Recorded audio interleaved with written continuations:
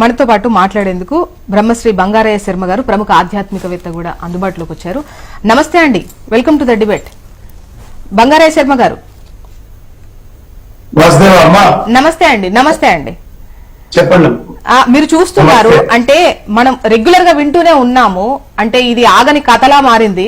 దేవాదాయ భూములు అన్యాక్రాంతం అవడం అనేది, ఆధ్యాత్మిక చింతన ఉండాలంటే దేవాలయాలు కంపల్సరీ. అయితే భక్తులు వస్తే ఆ దేవాలయం ఉనికుంటది అన్న విధంగా కొన్ని దేవాలయాలకు తాళం కప్పలు పడ్డటువంటి సిచ్యువేషన్, అది ఇప్పుడు పరశురాముని గుండె చూస్తే అర్థమవుతోంది.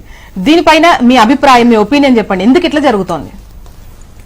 అమ్మా, మొదట్లో మనకి రజాకార్ల పాలన నడిచింది. ఈ రజాకార్ల పాలన ఉన్నప్పుడు చాలా గుళ్ళు తలుపులు తాళాలు వేసి లోపల పూజలు జరగకుండా చాలా కాలం అలా ఉండిపోయేది. మళ్ళీ ఆ వాతావరణం ఓల్డ్ సిటీలో కనిపిస్తుంది. మా అధికారము, మా బలం పెరిగితే మేము ఏమైనా చేయగలము, మమ్మల్ని ఆపే నాథుడు లేదు అనే భావన చాలా విస్తృతంగా పెరిగింది. ఒకప్పుడు రజాకారులు హిందువుల మీద దాడి చేసేవాళ్ళు. ఇప్పుడు హిందువుల్లో రాజకీయ నాయకులు రజాకారులను మించిపోయిన వాళ్ళు దొరుకుతుంది. ఆనాటి రజాకారుల కంటే కూడా ఇవాళ హిందువుల్లో కొంతమంది లీడర్ల తొత్తులుగా ఉండేవాళ్ళు. వాళ్లే గుళ్ళోకి వెళ్ళిపోవడం, వాళ్లే ల్యాండ్ను చూసుకోవడం, సెటిల్ చేయడం, అమ్మేయడం. నా దృష్టిలో ఆ రజాకార్కి మా మతం గొప్పది అనే భావన ఉండేది. వీడికి ఆ మతము లేదు, ఈ మతము లేదు, దేవుడు లేదు, ఏమీ లేదు. ఓల్డ్ సిటీలో ఇవాళ దాదాపు వాతావరణం ఇలా ఉంది. ఇందులోనూ ఆ స్వామివారి క్షేత్రం పరశురామ క్షేత్రం, అది హిందువులు ఉండే బెల్ట్ లోనే ఎక్కువగా ఉంది. దానికి ఆర్థికంగా చేయడానికి కూడా జనం సిద్ధంగా ఉన్నారు. కానీ దుర్మార్గమైనటువంటి వాతావరణం. ఎండోమెంట్స్ మనం ఇంతకు ముందు చెప్పుకున్నాం. మనకి 20,000 ఎకరాల దాకా ఎండోమెంట్స్ లో 83,000 చిల్లర ఎకరాలు ఉంటే 20,000 ఎకరాలు ఎన్క్రోచ్ అయింది. అందులో కేవలం 3,000 ఎకరాలు మాత్రమే లీగల్ ప్రాసెసింగ్ లోకి వెళ్ళింది. అలా ఈ పరశురామ క్షేత్రం లీగల్ ప్రాసెసింగ్ లోకి వెళ్ళింది. వెళ్ళిన తర్వాత కోర్టు నుంచి జడ్జిమెంట్ వచ్చింది.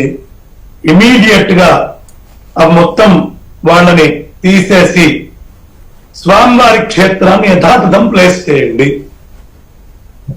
అసలు ఈ దేశంలో కోర్టులన్నా లేదు, రాజకీయ నాయకులన్నా, రాజ్యాంగం అన్నా, ధర్మం అన్నా ఏది లెక్క లేకుండా దాష్టికం చేయడం అనేది ప్రధానంగా జీవిస్తున్నారు. లేకపోతే కోర్టు ఆర్డర్ వచ్చిన తర్వాత కూడా ఎండోమెంట్స్ ఏం చేస్తోందమ్మా? నిద్రపోతుందా? చాలా తప్పు కాదా?